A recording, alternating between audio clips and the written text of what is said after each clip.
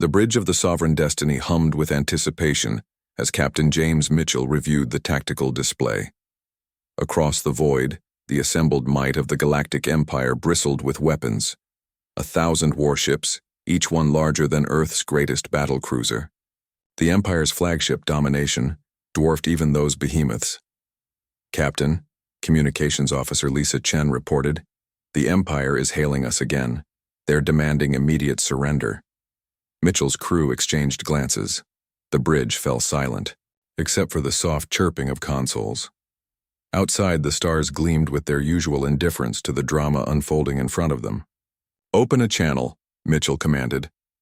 The view screen flickered to life, revealing Commander Vexthar, his scales rippling with obvious agitation. The reptilian being's third eye quivered, a sign of barely contained emotion. "Humans," Vexthar hissed. "You have precisely 10 minutes to lower your shields and prepare for boarding. Your resistance is meaningless against the combined might of the Empire." Mitchell leaned forward slightly, a slight smile playing at the corners of his mouth. "Commander Vexthar, I appreciate your courtesy in the warning. However, I must inform you that we decline your generous offer." The alien commander's scales darkened to a deep purple. Anger. "You dare defy the Empire? We have conquered countless species across the galaxy. Your primitive technology cannot—" "Actually," Mitchell interrupted gently, "I think there's been a misunderstanding. You see, we've spent the last 3 months studying your impressive fleet through our long-range sensors. Fascinating technology, truly. But I'm afraid our respective approaches to warfare are quite different." Vexthar's laugh was a harsh rasp. "Different? Your ships number barely a dozen compared to our 1,000. Your reactor outputs are a fraction of ours. Your weapons, weapons," Mitchell said, his smile widening. "Yes, let's discuss weapons." He nodded to his tactical officer. "Lieutenant Davis, would you kindly demonstrate what we mean by different approaches?" "Aye, Captain." The console in front of Davis lit up with targeting solutions.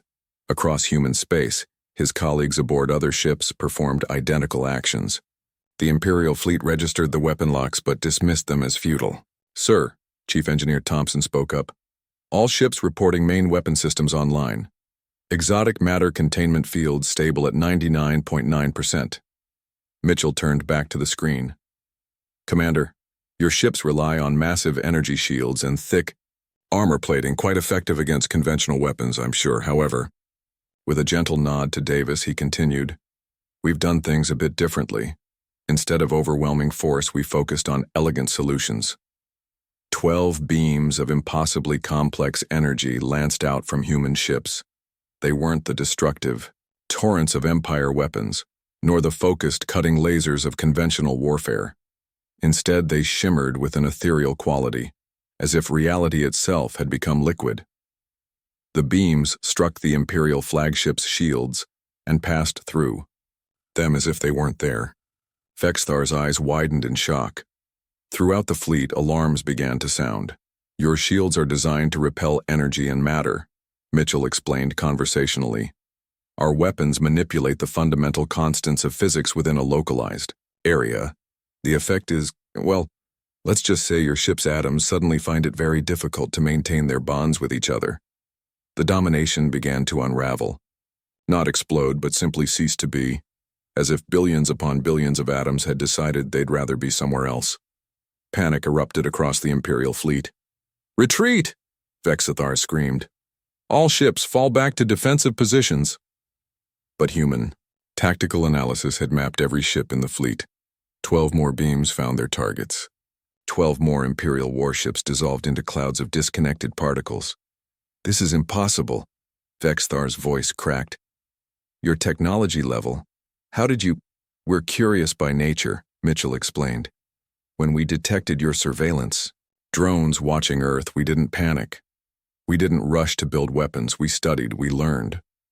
We asked ourselves, what would happen if we could temporarily override the strong nuclear force at the quantum level?" More ships winked out of existence. The Imperial formation began to break.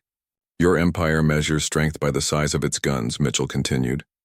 We measure it by the elegance of our solutions. While you built bigger and bigger hammers, we asked, why hit the wall when you can convince the atoms in the wall to simply wander off? Half the Imperial fleet had ceased to exist. The remainder fled in disarray, their crews too terrified to mount any defense. This concludes our demonstration, Mitchell announced. When your survivors return to Imperial space, please inform your leadership that Earth has no interest in conquest. We have no interest in subjugation. But we also have no interest in being conquered or subjugated. We would prefer to explore the universe peacefully, learning and sharing knowledge. He paused, his expression growing serious. However, if forced to defend ourselves, we will do so with the full weight of human ingenuity behind us. And as you've seen, that weight is considerable. The channel closed. On the bridge of the Sovereign Destiny, the crew released their collective breath. Sir, Dr. Rachel Singh, the ship's lead physicist, spoke up. The exotic matter containment fields are experiencing minor fluctuations. I recommend we limit further testing to controlled conditions. Mitchell nodded. Agreed. Stand down from combat readiness. Navigation. Plot a course for the Kepler Nebula. I believe there's a beautiful stellar nursery we wanted to study there. As the human fleet turned away from the fleeing Imperial forces, Mitchell settled back into his command chair. Sometimes, he reflected, the best defense wasn't a bigger weapon, but a completely different approach to the problem entirely. In the vast darkness of space, a dozen human ships proceeded on their peaceful mission of exploration, their smiles invisible, but their message clear. Earth's children were not to be trifled with.